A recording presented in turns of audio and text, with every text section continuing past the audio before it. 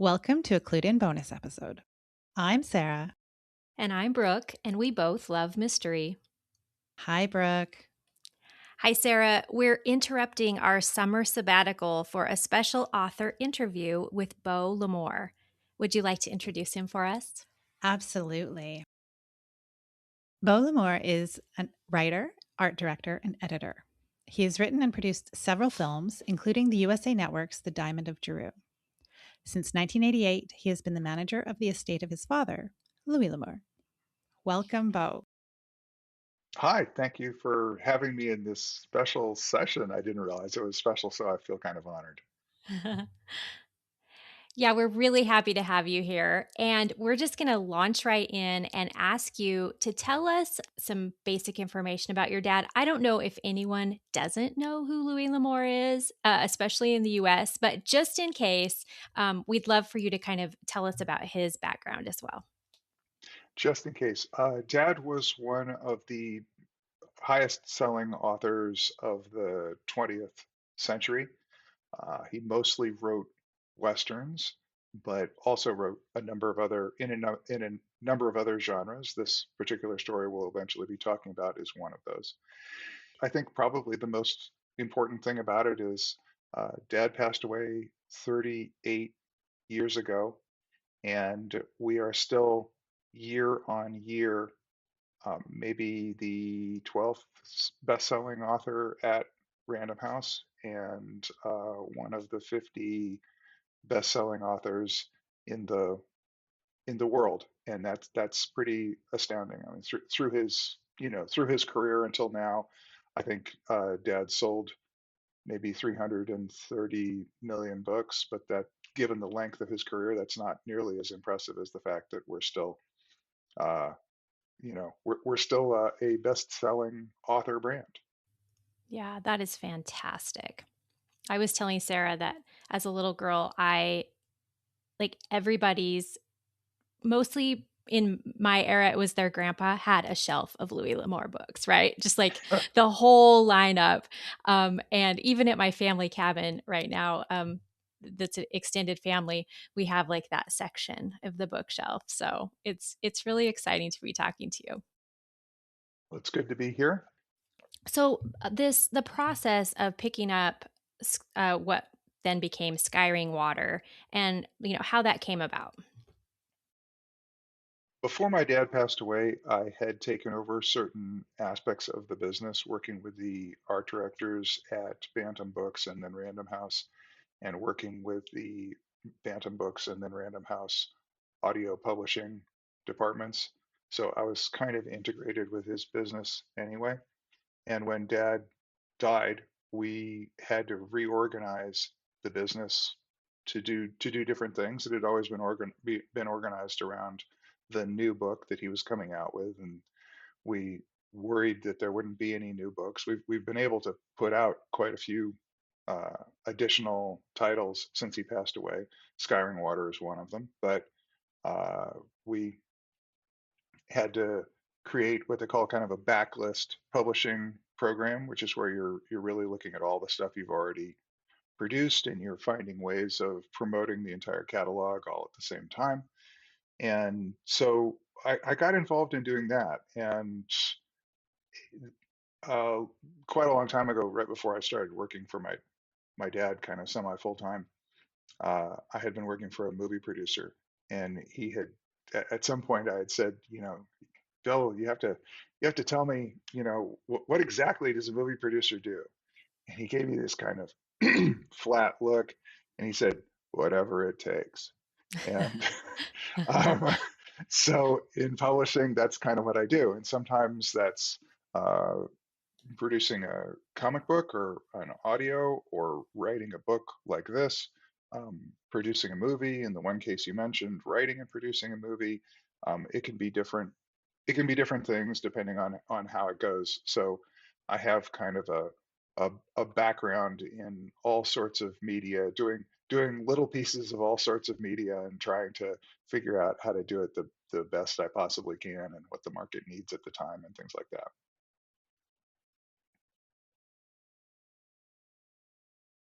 So it sounds like you've got, a fairly broad sense of the publishing industry.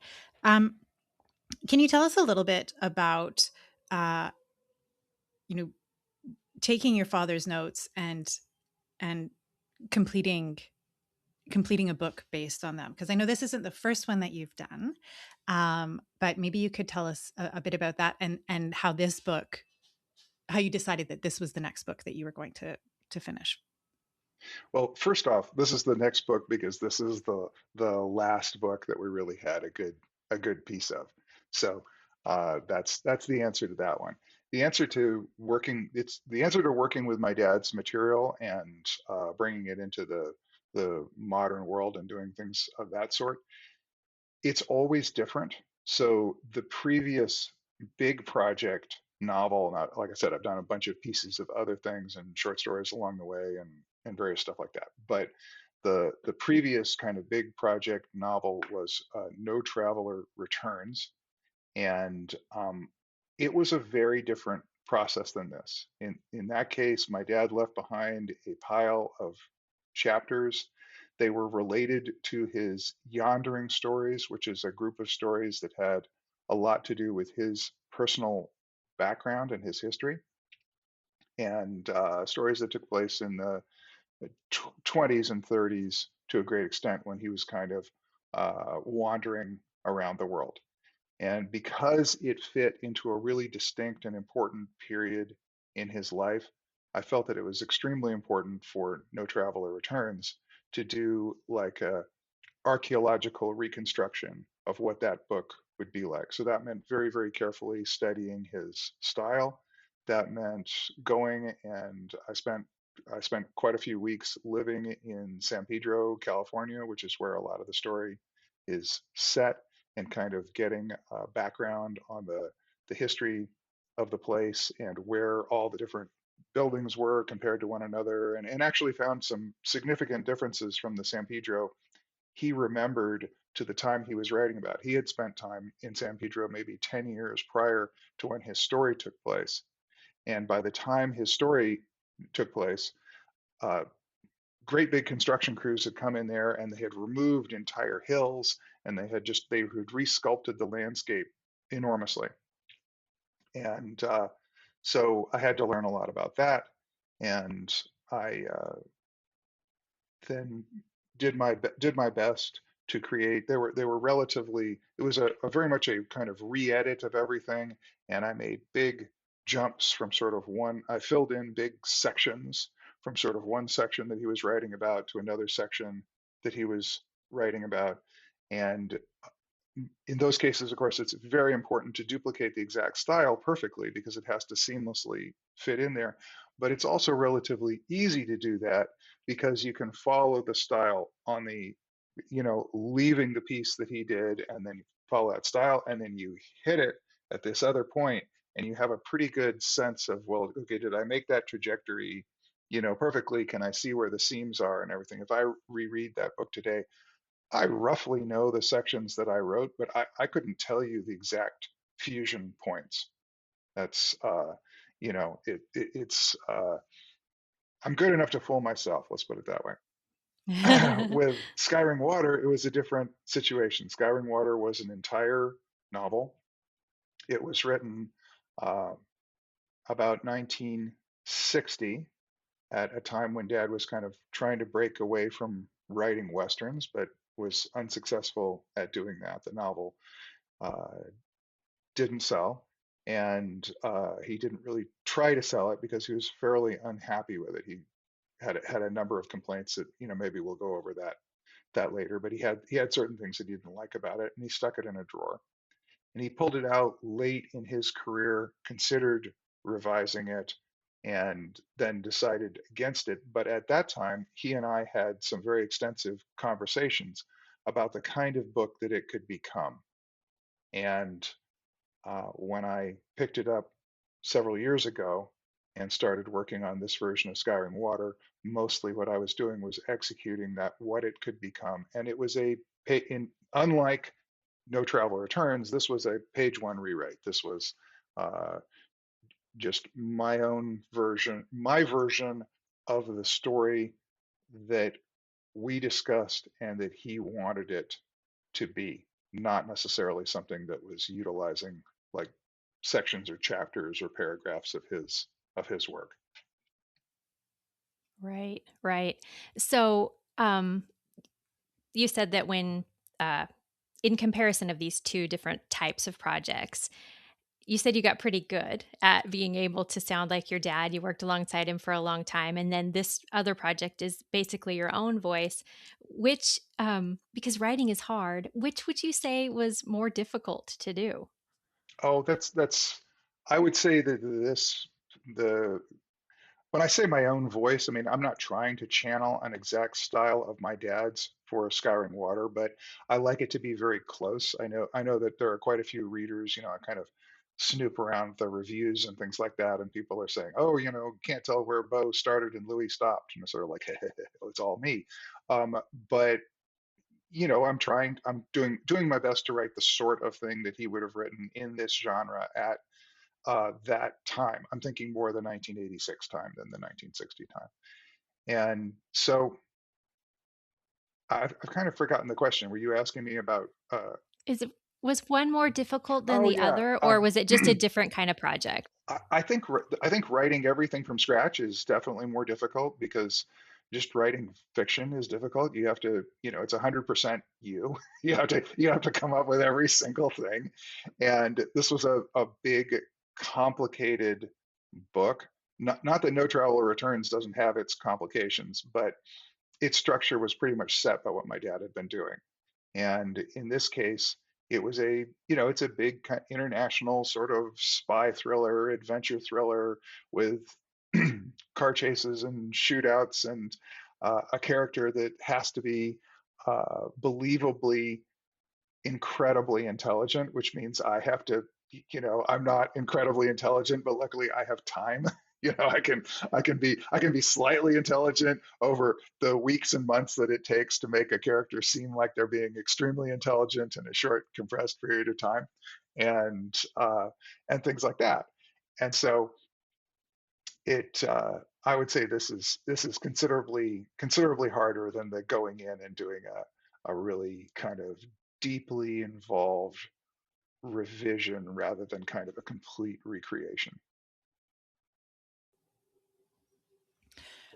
So you were talking about how Skyring Water is a departure from the westerns that fans of your father would know him for. Um, how do you think that those fans will respond to this book, this version of the book that you've produced? Or are you looking to reach other readers and introduce them to your dad? I would definitely say both, but I think that his fans will respond to it quite well. They loved Last of the Breed, which was a kind of a Cold War thriller, which is very much what this is. And I think if you liked Last of the Breed, hopefully you'll like this. This is um, I think Last of the Breed was kind of an unconventional Cold War thriller, whereas this one is definitely more, uh, you know, Ken Follett, Frederick Forsyth, John le Carre, you might even maybe even Ian Fleming style style work, but that if they'd accept the one, hopefully they'll accept the other one with no trouble. I wish I had more westerns for them. I had a guy write me just irate. He was so angry. It's like you're doing No Travel Returns, and don't you understand that the fans really want westerns? And my attitude was sort of like, um, I know that. And so for the last 38 years, I've been doing everything I can to get you all the Westerns. It's like, don't you realize the reason that you're feeling this is a departure is I front loaded all the Westerns because I know that's what everybody wants. Um, and now we're down to this. And an interesting thing, just to jump in here and tell you maybe the most interesting thing about Skyring Water. No Traveler Returns, even though it wasn't published, was my father's first novel. The A bare bones version of the plot of Skyring Water appears as like a C or a D level plot in No Traveler Returns. And so, in a way, that this story appears in the very beginning of his career. It emerged just as he was beginning to become successful around 1960, or even I would say slightly successful in 1960. It appears at the height of his success in 1986 or 87, whenever it was that we were talking about it. And now it's very likely the last Louis L'Amour novel. And so it has this incredible lineage that literally starts at the beginning of his career and it reappears in this very complete form at the end of his career. Oh, I love that. I love Uh-huh. bookends. We talk about this a lot. Like I love a good and that's just like such a nice, I mean, it's a story. That's a wonderful story. So, I think that's great. One thing that you said, Bo, that I would love to maybe discuss a little bit is the amount of research that you did for this book, but then according to other things I've read, that you helped your dad do for his books. And I think there's misnomer about genre fiction that there's not a lot of research that goes into it, right? They just like say whatever they want to say. And I really like the fact that you're pointing out that that's not true at all. And there's a lot of research um, and to make a world be real and factual, and that was something that was important to your dad and then also to you. It was very important to my dad. My dad had still has, it still exists at my mother's house, a private research library of over 20,000 volumes.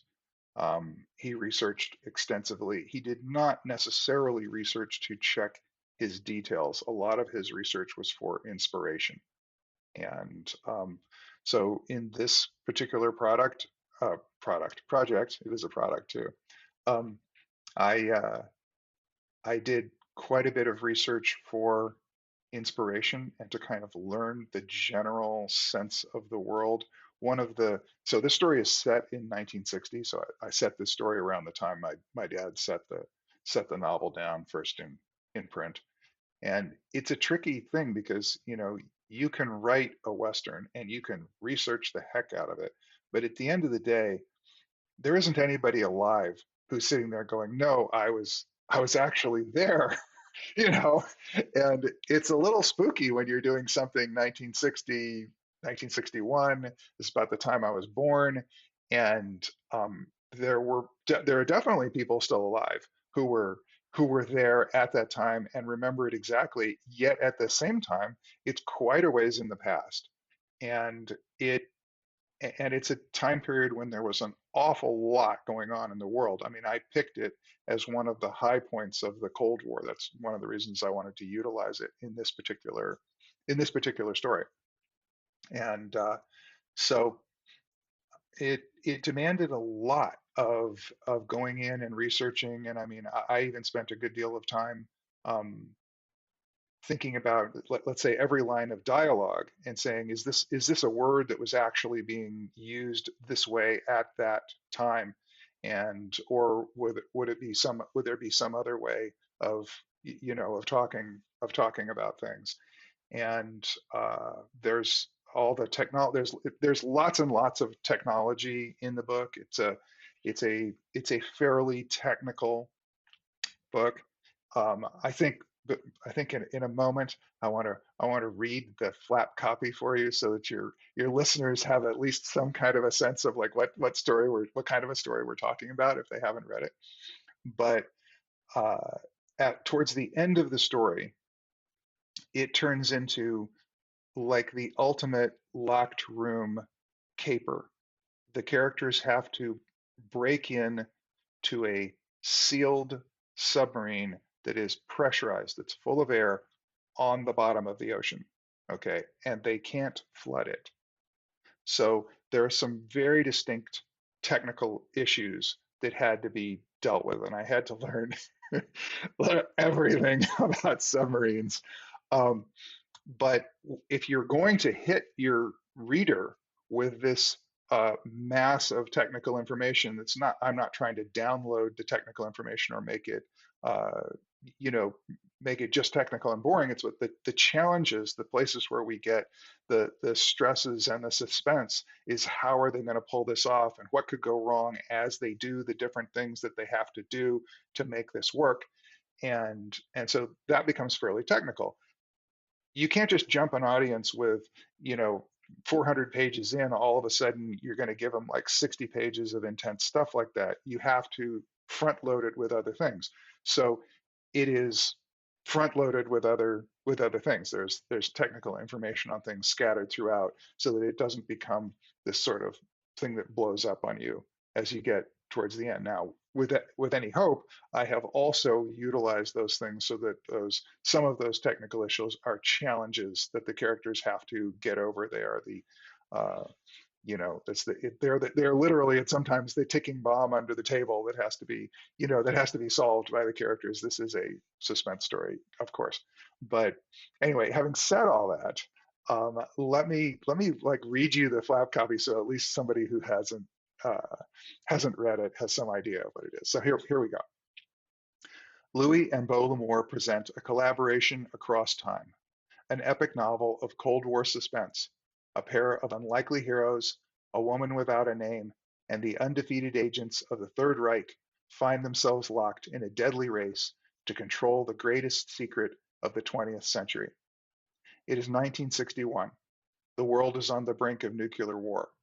Empires are crumbling. Walls are dividing nations. And in Barcelona, chaos is unleashed when a rogue officer of the East German Stasi attempts to blackmail a pair of struggling arms dealers. The secret: 30 tons of stolen gold hidden in an icebound wilderness at the end of the world. Mike Fowler is a former Navy salvage diver and OSS assassin. Anton Voss is an expatriate German scientist whose past grows darker the closer anyone looks. Once they might have been enemies, yet the two share an inseparable bond. They have saved each other's lives. But all of that is put at risk when Mike discovers Anton standing over a midnight visitor with a gun in his hand. Now they are on the run and allied with gangsters, pursued by the CIA, Israeli intelligence, and a shadowy cabal bent on creating an invisible empire. The trail leads from the rain-soaked docks of Marseille to the futuristic towers of Caracas and the ruins of a secret island laboratory in Argentine Patagonia. The only way for Mike Fowler to save his oldest friends and the woman he loves is to unlock a decades-old mystery buried in his partner's Nazi past before it destroys them all. That's great. And as our listeners can hear from that description, this is an action-packed, like never let up. There, you know, the suspense just continues to build and build and build as you read this story. So thanks for sharing that. You're very welcome.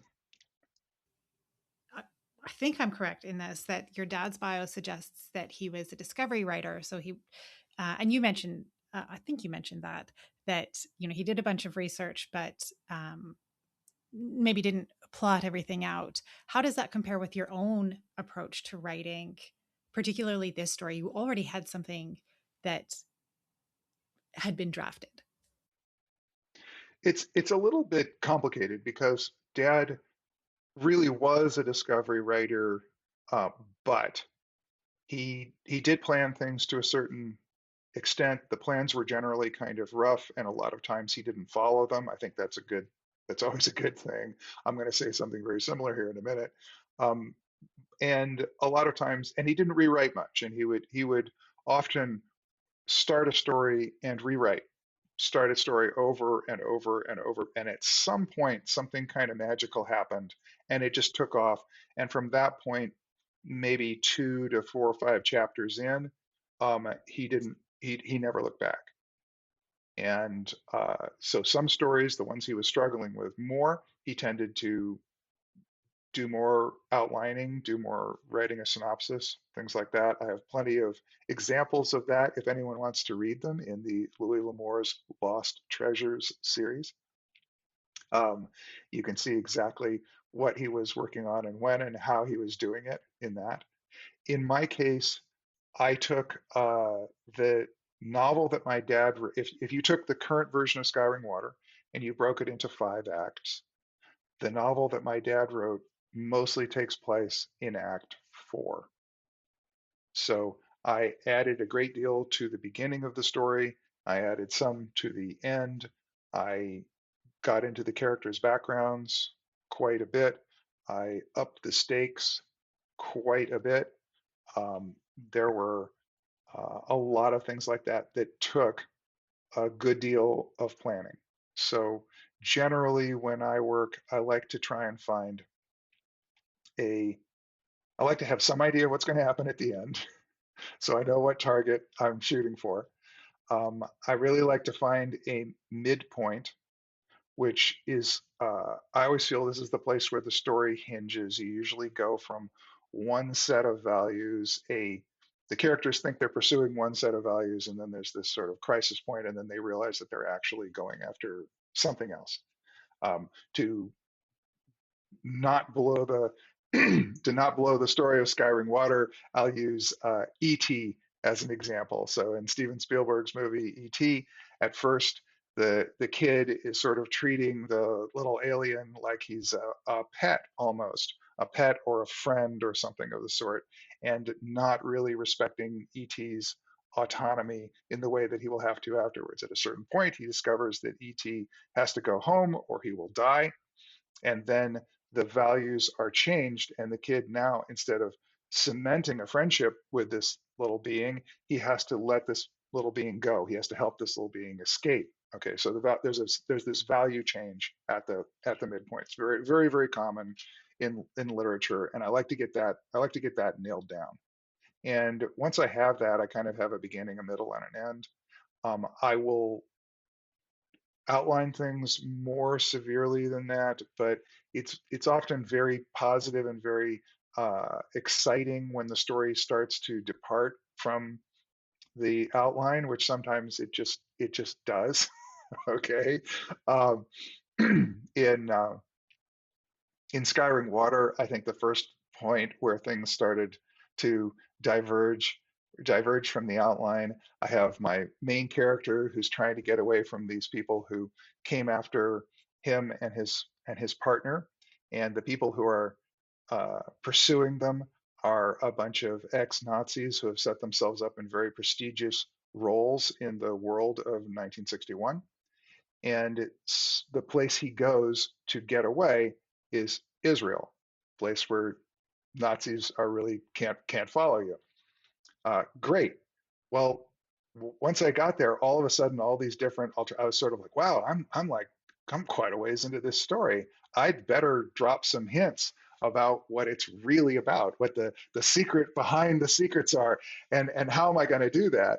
And so he's also got a love interest who is a Mossad operative, a lady spy for the Israeli Secret Service.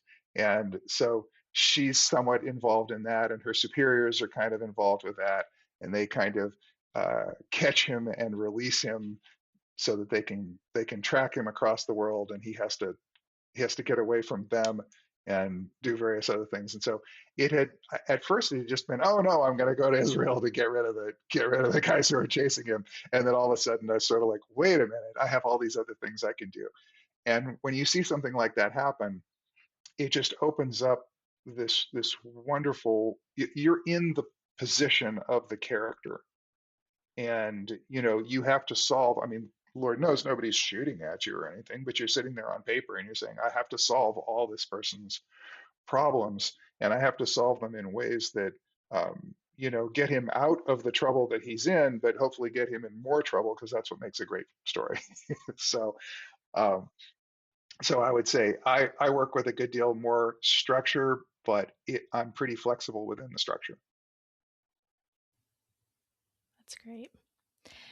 So, speaking of all those multiple locations, I think you've kind of discussed this because you said your dad's the nugget that you worked from was kind of in that fourth act. But how many of those locations, because this is definitely an international story, how much of that existed in your dad's work, and then how much did you expand the traveling and the escapades? My dad's story took completely took place in Chile. And so my story starts in Barcelona. It travels to Marseille and then Tel Aviv. There's a flashback to Alexandria, Egypt at the time of the Suez crisis. It comes back to the present. It goes on to Rome as he's trying to get rid of now the Israelis who are following him. And then briefly to the United States, to Caracas, Venezuela, to San Carlos de Bariloche, Argentina, and then into the Chilean coast material that my dad had. And so you know, spent a good, I spent a fair amount of time in Barcelona. I have yet to be to Tel Aviv, but I had lots of friends who could tell me all about it. Um, I had a couple of friends who grew up in Cairo, not Alexandria, but I knew some background. I knew some background there. We had a really very close family friend who was one of the architects who built up the kind of modernist wonderland that was Caracas in the 50s and 60s. And so I really wanted to, because it's such a hellhole today, I really wanted to produce a picture of what Caracas was when it was like at its absolute prime, because it was definitely like the city of tomorrow. And San Carlos de Bariloche is this beautiful um, kind of alpine village in southern Argentina that looks like a grandiose version of Bavaria or Switzerland. And it's a place that's been settled by Germans from long before World War One, actually, and is also the place where, if you're writing a book like this and there's actually a real crazy German scientist who has a secret island laboratory, I mean, who's like, this is the person that the cliche came from. All right, it's like, well, you have to go there and use it. You can't ignore that. A lot of the things that I tried to do in this story is to set a thriller in what I kind of jokingly call the Nazi diaspora, the places where the Germans fled to after World War II and did different unique things. And I tried to also touch on the interesting German history that happened in those various places. So that was an interesting thing about San Carlos de Bariloche. There's a moment where they're kind of crossing the river from Uruguay to Argentina, and they kind of sail over where the wreck of the battleship Graf Spee, a German battleship, was for a brief period in time. The character is carrying a particular pistol that is, there is this almost certainly apocryphal story that these particular Argentine pistols were actually manufactured from salvage steel from the Graf Spee. Um, and so there's just kind of layer after layer. A lot of the end of the story, the Chilean end of the story, takes place uh, utilizing kind of a treasure map that was created by the Germans between the wars, and Germany really did kind of go crazy mapping certain places in the world, and southern Chile was one of them, because they felt that their only hope to countering the power of the Royal Navy was to know and understand certain areas where they could hide ships or they could put supplies or they could escape Mhm. if they had to. And so instead of having a great big powerful navy, their choice was to know every single solitary detail about certain areas of the world. And so they hide a particular treasure in a place that on all of the normal maps, and I'm actually referring, when I'm talking about this, it's like the characters in the story are using some of those normal maps that are maps my father actually had, that show that the place where they end up hiding this treasure, um, it looks like it's in the middle of an island on the regular maps, but it isn't. If you look at it on like a satellite produced map today, there are actually these deep fjords that cut up into this particular island. So it is a sunken treasure in a place where it looks like there's no water on the traditional maps. And so I tried to deal with all kinds of interesting stuff like that to just keep thematically recycling the same idea over and over and over. The whole process sounds like it was really fascinating. And it sounds like you really enjoyed yourself. Um, so what's next for you? I really, really did enjoy myself. It was a great project.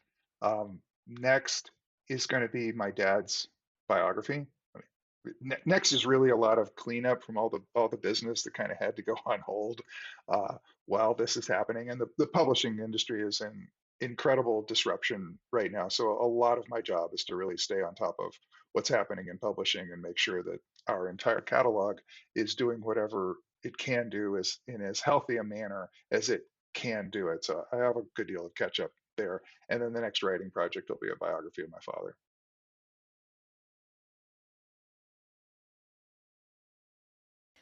Well, that is great. Thank you again so much for joining us today, Beau. Would you be so kind as to share how our listeners can find you and your newest book, Skyring Water, and then of course anything else that you'd like to share? Well, Louis L'Amour in general is available across social media, so Instagram, things like that. A Facebook, same thing. But if you went to louislamour.com, that's the website that has a great, it's sort of like the online museum of Louis L'Amour, and we sell all the books and, everything Louis is there. And there's also a connection to all of our other websites that go more deeply into individual projects. There is a specific website for skyringwater.com, or for Skyring Water, which is skyringwater.com. So if you want to look into that, and I would say that would be the best place to go to look at this story. And louislamour.com is probably the best place to go to learn everything you can about Louis. Great. Thank you. Thank you again for joining us. I think this has been a really interesting conversation, and I feel like um, I can just hear how much you enjoyed this work. It was a blast. Absolutely. And I think that comes through in the book as well. And so thank you, Beau, for joining us today. And thank you, listeners, for being here on Clued in Mystery. But for today, I'm Brooke. And I'm Sarah, and we both love mystery. Clued in Mystery is written and produced by Brooke Peterson and Sarah M. Stephen. Music is by Shane Ivers. If you liked what you heard, please consider telling a friend, leaving a review, or subscribing with your favorite podcast listening app. Visit our website to sign up for our newsletter, The Clued In Chronicle, and get mystery news, podcast updates, and bonus episodes. We're on social media at Clued In Mystery.